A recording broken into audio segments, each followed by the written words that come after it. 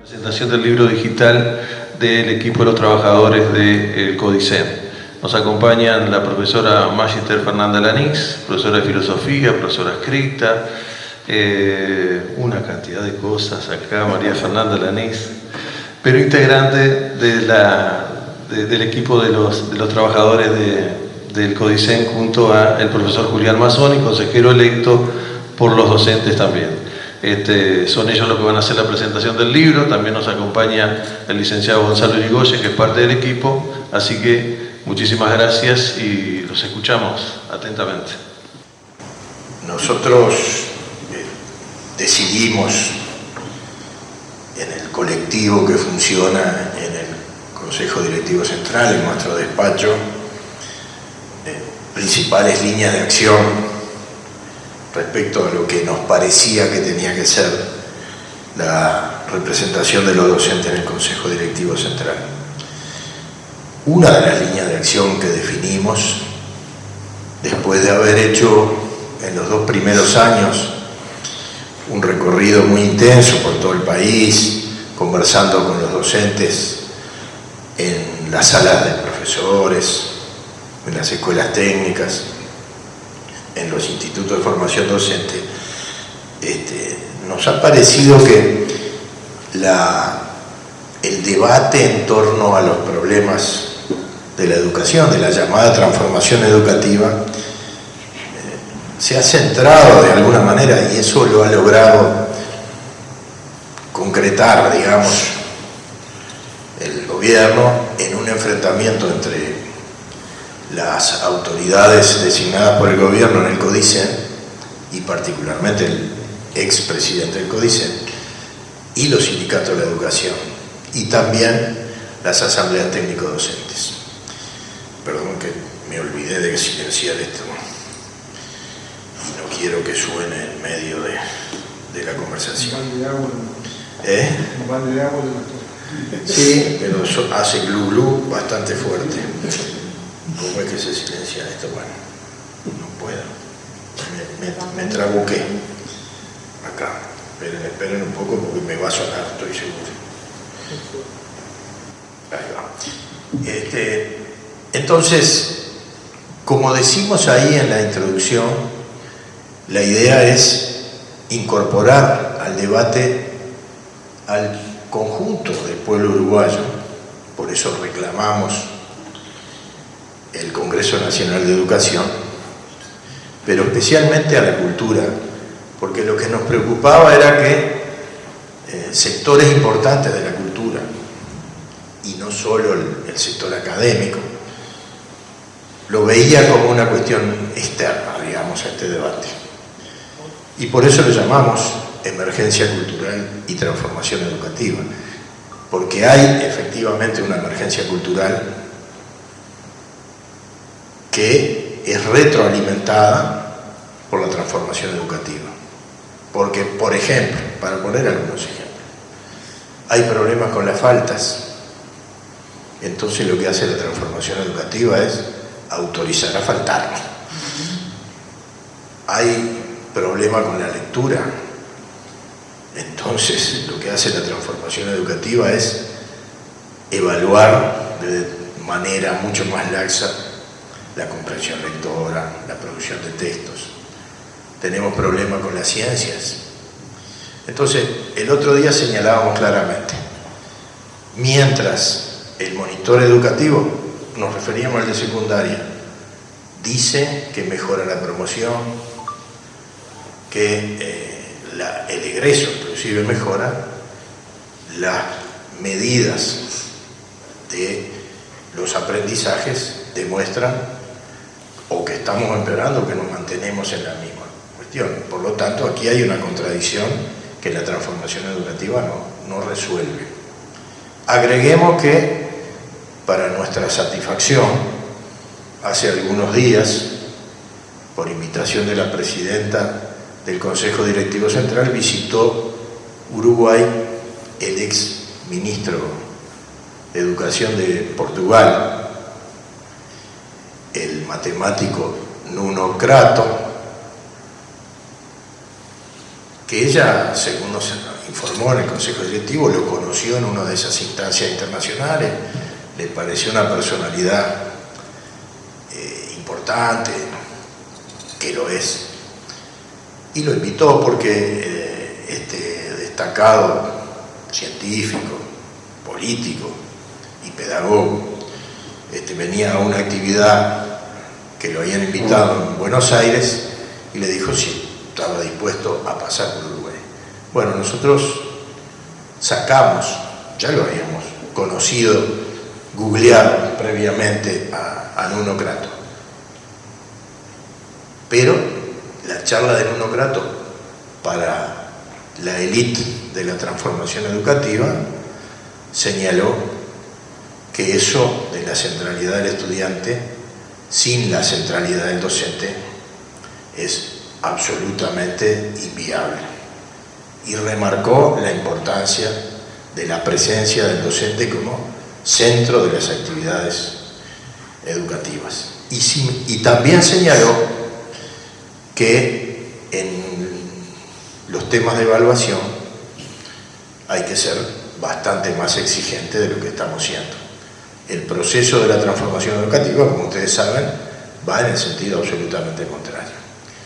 Él se caracterizó porque en su gestión en Portugal, y es una medida que a veces nosotros la cuestionamos, pero en su gestión en Portugal mejoraron los aprendizajes en lengua y matemática en las pruebas PISA. Y resulta que el misterio de esa mejora había sido que se habían centrado en los contenidos y no en las competencias, y que además habían sido mucho más exigentes con la evaluación. Y él señalaba además que en la medida que se es más exigente con la evaluación, las diferencias de origen socioeconómico se reducen en vez de aumentar. Todos los argumentos que ha manejado la transformación educativa para fundamentar su posición quedaron rebatidos por la presencia de este. Yo estaba sentado entre las autoridades al lado de la doctora Aristimuño. Mi cara expresaba satisfacción y la de la doctora Aristimuño al contrario, mientras este hombre hablaba. Después tuvimos un encuentro más pequeño entre las autoridades de la educación y el visitante, donde pudimos intercambiar un poco más. Pero señalo simplemente estas cosas, y decía este hombre que el turismo pedagógico que se estaba haciendo en Finlandia, lo que estaba mostrando era el proceso posterior al gran nivel que había tenido Finlandia, que eran estas recetas que nos quieren imponer a nosotros ahora.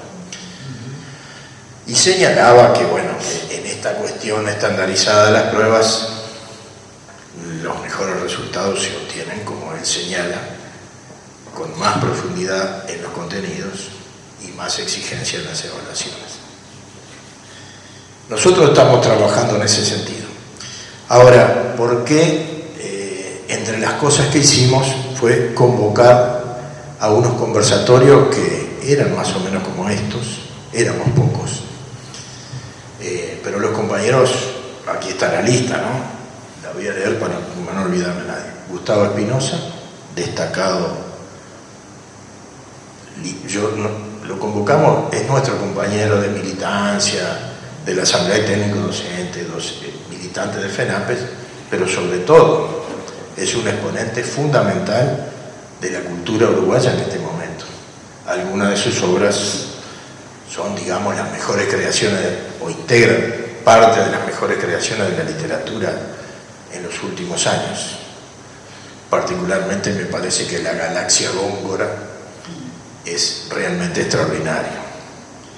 Bueno, Fernanda Lanís, que es realmente extraordinaria, que la tengo aquí, así que yo la voy a dejar hablar después, pero que integra nuestro equipo de trabajo, que es un equipo de trabajo, no estamos haciendo, digamos, bulla con esto. Nosotros el lunes, cuando llegamos todos, nos sentamos alrededor de la mesa oval que tenemos en nuestro despacho y discutimos todo lo que vamos a hacer en la semana.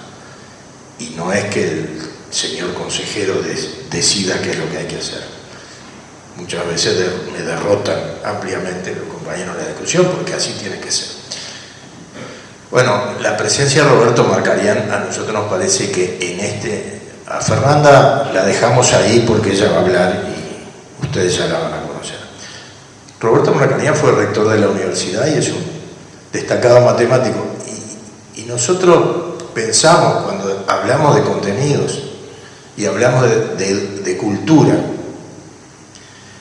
que no se puede encarar la enseñanza de la matemática o de cualquiera de las ciencias duras si no se considera que esta es parte de la cultura. Y esto está, digamos, esta idea, a mí personalmente como profesor de matemática, me surgió, por supuesto que hace mucho, leyendo el texto de Roberto Marcarián, que se llama La dimensión humana de la matemática, y que ya que estamos, porque Roberto siempre lo dice, va a ser reeditado en Uruguay, él lo editó en México, y es un texto realmente fundamental, pero no para los que enseñamos matemáticas, es un texto fundamental para la gente que quiere comprender la cultura, y la matemática es una parte fundamental de la cultura, y no es un instrumento como pretende la transformación educativa, o como pretendía, si ustedes recordarán, hace 30 años, la reforma de Rama, que decía que lengua y matemática eran asignaturas instrumentales. Ahora ya ni siquiera son asignaturas, simplemente unos instrumentos que a través de la enseñanza, digamos, a través de los proyectos, vamos a ir tomando ahí y vamos a ir tratando de aprender. Nosotros creemos que tiene que haber una secuenciación importante en la construcción de los saberes matemáticos. Lo mismo pasará con la física, lo mismo pasará con la química, y especialmente lo mismo pasa con la astronomía, que ha sido una de las materias más castigadas de esta transformación, porque la astronomía sintetiza todo esto y por supuesto que tiene una parte de contenido filosófico y de concepción del mundo que es fundamental. Así que la presencia de Roberto Marcarián aquí se explica claramente. Virginia García Montecoral bueno, yo soy viejazo, pero cuando empieza la reforma de Rama, yo no sé si todos aquí estamos bastante veteranos, muchos de nosotros. Hubo una polémica televisiva en los tiempos que la televisión era la televisión, que era Rama versus Nora Castro y Virginia García Montecoral. Y las dos compañeras le dieron una paliza a Rama, que marcaron nuestra resistencia a esa transformación que se iniciaba en aquel momento. Así que Virginia ya desde aquel tiempo era una gurisa, ahora es una veterana que sigue peleando y planteando las cosas. Andrés Olivetti es un viejo militante de UTU, también profesor de matemática, que actualmente es el secretario de la Fundación Mario Benedetti y además integra el Comité de Solidaridad con la queridísima y hermana República de Haití, tan olvidada por nuestra América Latina. Es una tarea muy noble siempre estar al lado del pueblo haitiano. Cecilia Manción es compañera minuana, profesora de idioma español, que ha dedicado los últimos años a investigar cómo se ha ido enseñando la lengua, el español en el Uruguay, y qué vinculación tiene eso con la construcción de la identidad nacional y del Estado, como política de Estado. Entonces, la presencia de ella aquí es fundamental. Insisto un poco en el tema de... aceptaría un vasito de agua. En el tema de eso que se plantea como el centro de la transformación, que es lengua y matemática. Pero la lengua no es una competencia para la comunicación, sino que es una forma fundamental de ir construyendo nuestra identidad, y aquí está perfectamente explicado por la compañera Cecilia Maggio. Rosana Cortazo fue profesora de química y fue representante de los docentes en el Consejo de Formación en Educación, jugó un papel muy destacado en la resistencia a esta transformación y tiene una exposición muy contundente. Y finalmente, Claudia Inverrisi también es uno de los literatos más destacados de este momento y además un publicista muy conocido. ¿Por qué quisimos amalgamar todo esto? Bueno, porque nos parece que hay que convencer a la sociedad de que estos problemas de la educación no es un problema de técnicos, de docentes versus aplicadores de una receta, sino que es un problema de la cultura uruguaya, y por lo tanto lo queremos plantear en este sentido. Gracias.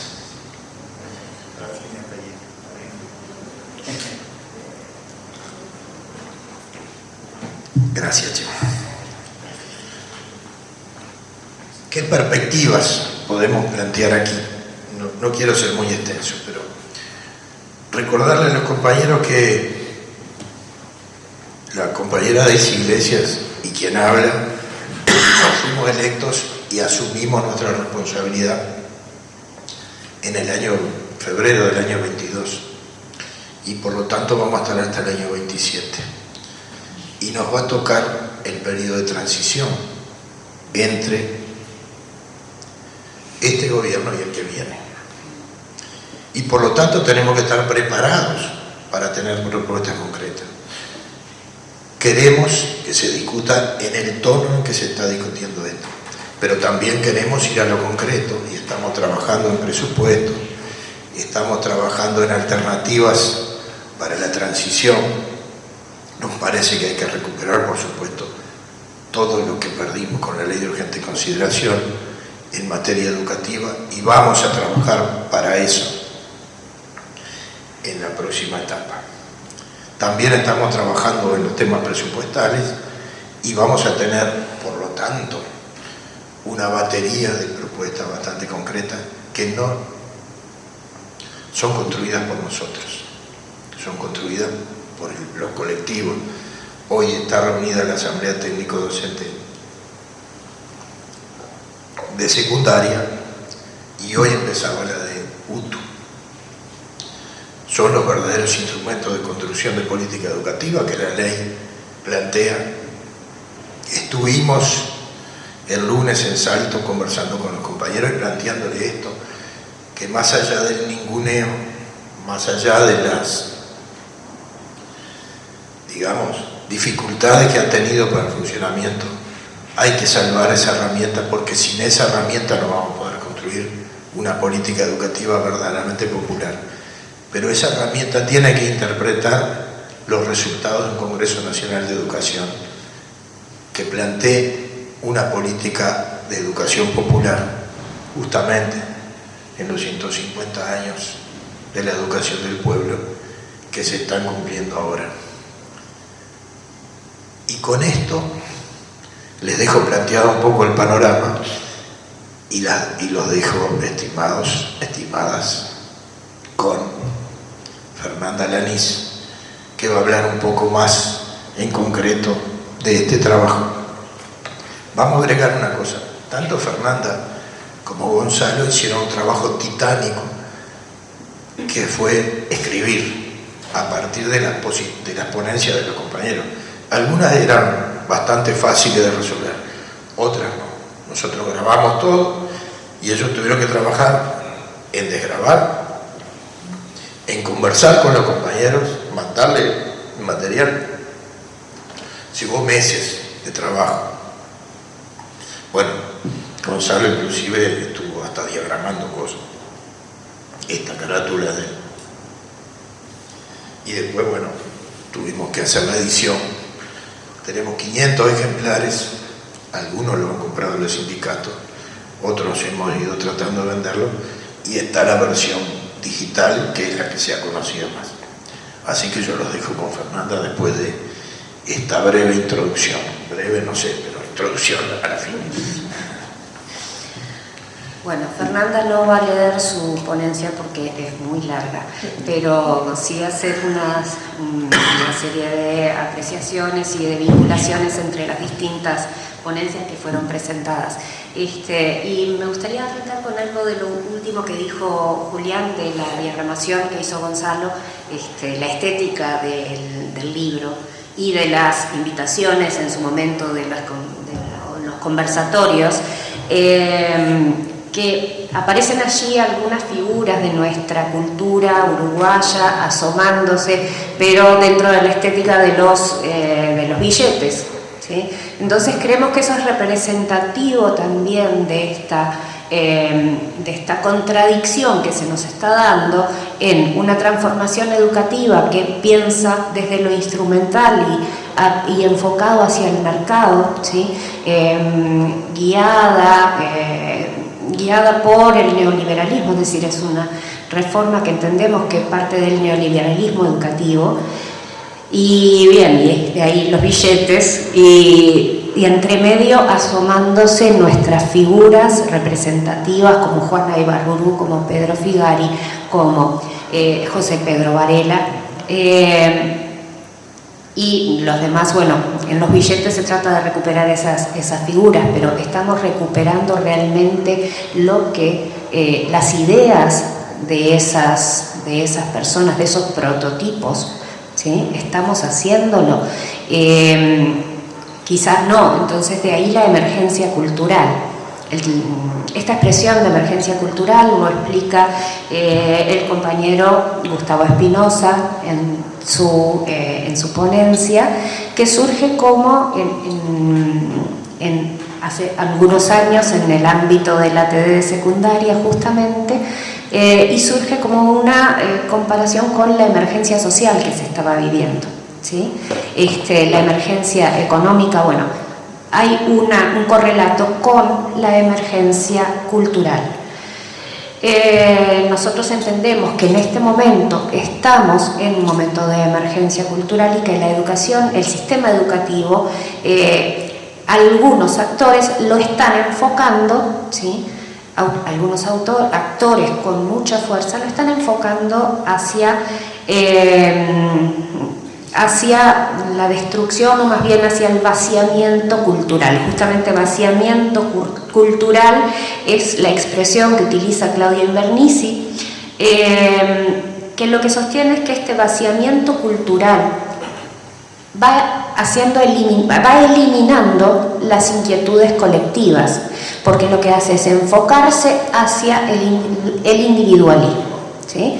La actual transformación educativa, entre comillas, que es esta reforma que hemos estado viviendo, posibilitada por la ley de urgente consideración, esta reforma es una reforma que apunta hacia el individualismo, que apunta hacia la posibilidad de adaptarse, de ser flexible, de utilizar habilidades blandas en un presente y en un futuro inmediato, pero siempre pensándolo desde una cierta perspectiva de presente y de futuro.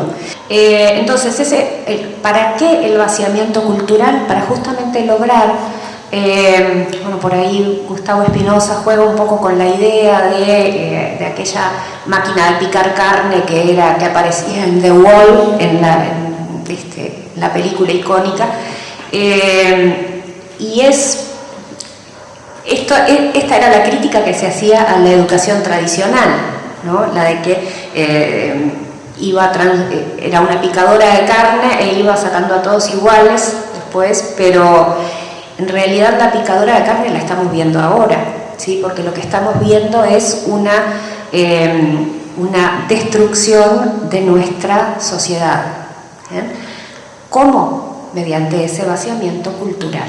La cultura es lo que mantiene, es la urdimbre que mantiene nuestra sociedad, la cohesión de nuestra sociedad, ¿sí? Yo utilizo por allí la imagen que toma Geertz de la cultura como telaraña, en la que nosotros vamos tejiendo y que nos va sosteniendo, pero esa telaraña conecta conocimientos y conecta personas, ¿sí? Pensar la cultura y pensar la educación concomitantemente en esta perspectiva colectiva.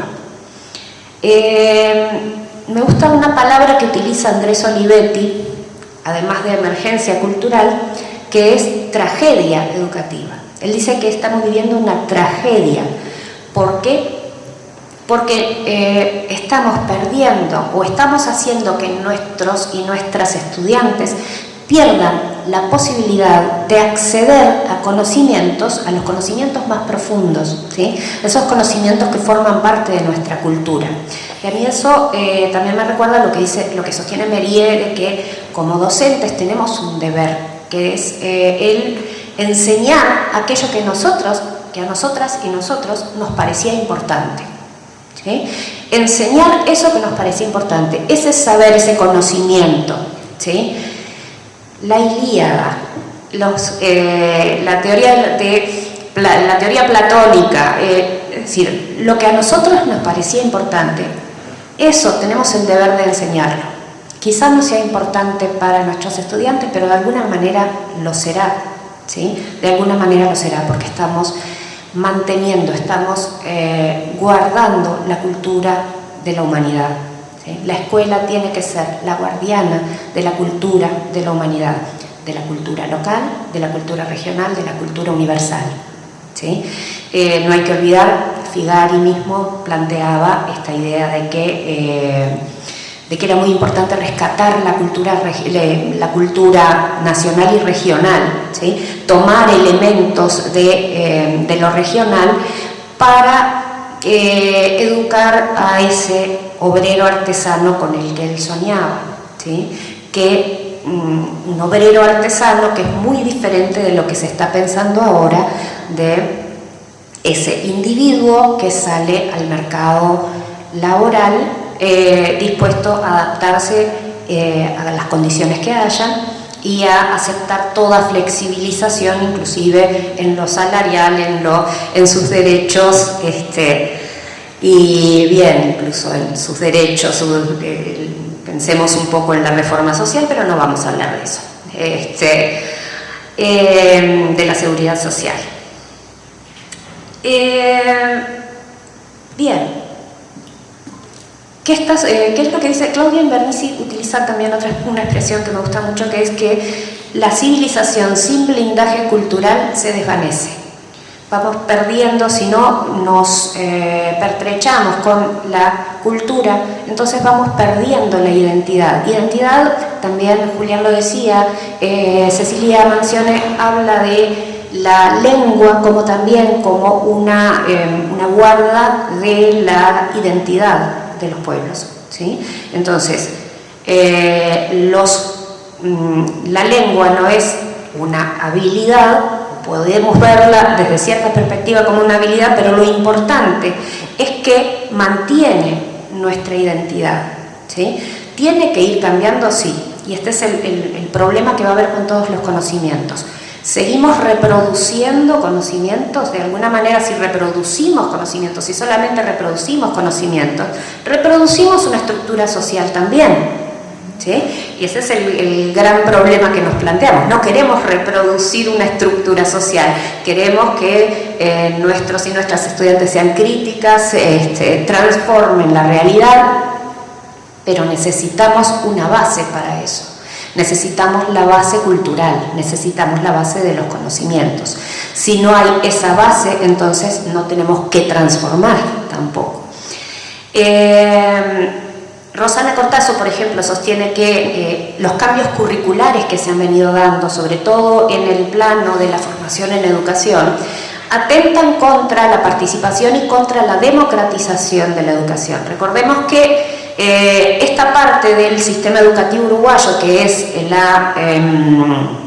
es formación en educación, que tiene la menor cantidad de alumnos en comparación con los otros subsistemas, pero que tiene una importancia muy grande en cómo va a impactar a futuro.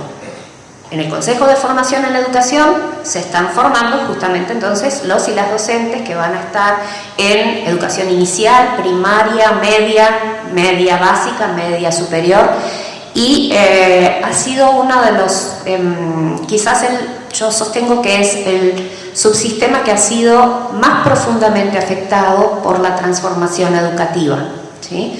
No soy la única, muchas personas sostienen lo mismo, de que de que ha sido muy afectado el subsistema de formación en educación. ¿Por qué? Porque se está pensando a largo plazo. Si no formamos buenos y buenas docentes, ¿sí?, que defiendan sus conocimientos, que tengan el deseo de transmitir, de guardar esa cultura, entonces la vamos a ir perdiendo, ¿sí? Ser docente, entonces, ser docente implica una enorme responsabilidad, implica un enorme el respeto por la propia autenticidad, ¿sí? Hay algo en lo que coinciden Gustavo Espinosa y Virginia García, eso fue muy lindo para mí escucharlo, fue que los dos estaban sobredeterminados, los dos dijeron que estaban sobredeterminados por el sistema público de educación y que además los dos habían sido sacados en una camilla de las aulas, ¿sí?, de las instituciones, literalmente, ¿sí? Y bueno, me pareció una metáfora muy linda esto de que naciste, te criaste y te podés llegar a morirte dentro de ese sistema educativo. En realidad lo hacemos porque somos la educación que recibimos, ¿sí? Entonces, lo que dice Virginia García es que siente que falta el debate cultural, que falta una unificación del debate, que se contraponga a lo que está intentando implantar la transformación educativa. En ese sentido, la transformación educativa se ha fundamentado en una supuesta rigidez, en una supuesta falta de practicidad, en el aburrimiento del estudiantado. Bueno, Julián hablaba de Nuno Crato, del portugués Nuno Crato, que justamente habló un poco en esta conferencia que fue tan disfrutable para quienes asistimos. Bueno, no para todas las personas, pero por lo menos para algunas de las personas que asistimos fue muy disfrutable. Y habla de que, bueno, el aburrimiento, solamente tenemos que estar pendientes de que nuestras estudiantes y nuestros estudiantes se aburran.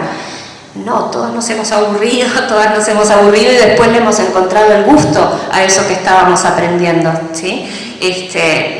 La transformación educativa hace mucho énfasis en el tema de la motivación del estudiantado, ¿sí? Pero deja de lado el tema del esfuerzo y del mostrar otras posibilidades, ¿sí? Mostrar otras posibilidades culturales. Si nosotros solamente, esto lo sabía Gesualdo Sosa ya, lo planteaba, si solamente atendemos a los intereses de nuestros niños, nuestras niñas y adolescentes, ¿cómo van a aprender otra cosa? ¿Cómo van a conocer otra realidad? ¿Cómo van a construir otra realidad? ¿Cómo van a transformar la realidad existente? Si solamente nos fundamos en sus intereses, que vienen de una sociedad determinada, de un contexto determinado. No, tenemos que lograr ampliar ese universo, tenemos que lograr llevarlos hacia nuevos intereses, o no, pero que puedan decidir, ¿sí? Que puedan decidir qué es lo que les interesa. Para eso necesitamos trascender la alienación, como nos dice Andrés Olivetti. Claudio Invernizzi plantea esto de que el vaciamiento cultural incide en la violencia social, que parte de la violencia social, gran parte de la violencia social que estamos viviendo, que lo hemos visto en nuestras recorridas con el equipo, hemos visto cómo está golpeando a las instituciones educativas, a nuestro estudiantado, a nuestras comunidades educativas en general, la violencia, y esto es una de las consecuencias del vaciamiento cultural, vinculado además al desmantelamiento de las políticas sociales, al deterioro económico, etcétera, etcétera. Y bueno, ¿cuál es nuestro rol ahí? Vuelvo al tema del rol del docente auténtico, el docente auténtico que quiere transmitir aquellos conocimientos que considera importantes. Es una responsabilidad de nosotras y nosotros docentes.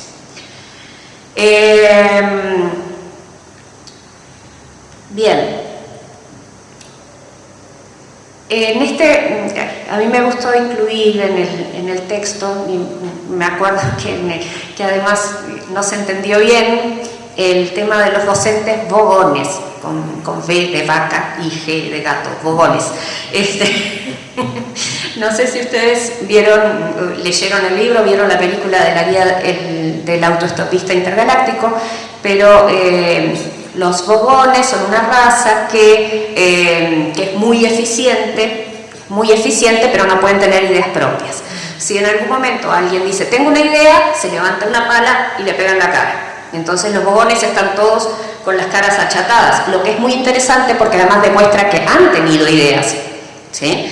Ideas han tenido, pero todas se han aplastado. Bueno, a mí me gustó jugar con esta idea del docente bogón, el docente que no puede tener ideas propias porque si no le van a dar con una pala en la cabeza, en la cara, mejor dicho. Y bueno, y esto ha sucedido bastante en estos tiempos, ¿sí? Las ideas propias, las ideas de los y las docentes se han intentado aplastar con ciertas palas que pegan en las carreras funcionales, que pegan en las actividades que pueden realizar, ¿sí? Entonces, de alguna manera estamos siendo presionadas y presionados para no ser auténticas y auténticos. Estamos siendo presionadas para abandonar nuestra autenticidad como docentes y eso tenemos que combatirlo, ¿sí? Tenemos que combatirlo en aras de la democratización y de la participación real. ¿Qué es lo que entendemos? Es necesario rescatar los contenidos, como decía Julián muy bien, como los contenidos matemáticos, pero incluidos en una urdimbre, en ese tejido cultural, comprender por qué determinados contenidos surgieron, son necesarios disfrutarlos, bien, integrarlos en toda esa urdimbre que es la cultura. Me estaba faltando algo que olvidé decir respecto a Cecilia Mansione, que habla sobre las bibliotecas también, ¿sí? Tenemos una serie de instituciones, las bibliotecas, los archivos, además de la educación, todo esto vinculado, que son guardianas de ese saber que necesitamos como seres humanos y que necesitamos seguir transmitiendo. Quiero dejar claro que no es una alabanza a la mera reproducción, pero sí que necesitamos reproducir ciertos saberes y conocimientos, necesitamos que se reproduzcan para que se puedan producir otros, para que se puedan producir otras realidades. Y me gustaría ir terminando, redondeando por aquí. Yo disfruté muchísimo junto con Gonzalo en la lectura, nuevamente en el repensar, tomamos los textos, los desmenuzamos y le encontramos nuevos sentidos a lo que decían nuestras compañeras y compañeros, estas personas que tan amablemente y tan generosamente participaron en los conversatorios. Y les invito a hacer esto mismo, les invito a leer las distintas ponencias, a prestar atención a las palabras que han elegido estas personas tan generosas y tan sapientes y ponerlas a conversar entre sí. ¿Sí? Quienes somos de filosofía hablamos a veces del ágora invisible, como decía Castoriadis, el ágora atemporal, y esto sería esa plaza de discusión, ese lugar en donde podemos juntarnos, discutir con estas personas, ponerlas a discutir entre sí, ponerlas a discutir con Figari, con Varela, con Juan Ibarburu y con quienes han creado, que en muchos casos no sabemos sus nombres, pero quienes han creado la transformación educativa, y ver a ver qué sale de esa conversación, qué sale de esa discusión. Es bueno que el debate se dé, es bueno que pongamos a discutir las distintas posturas, y es bueno que recordemos que como docentes tenemos que defender nuestra autenticidad y atender nuestra responsabilidad como guardianes y guardianas de la cultura.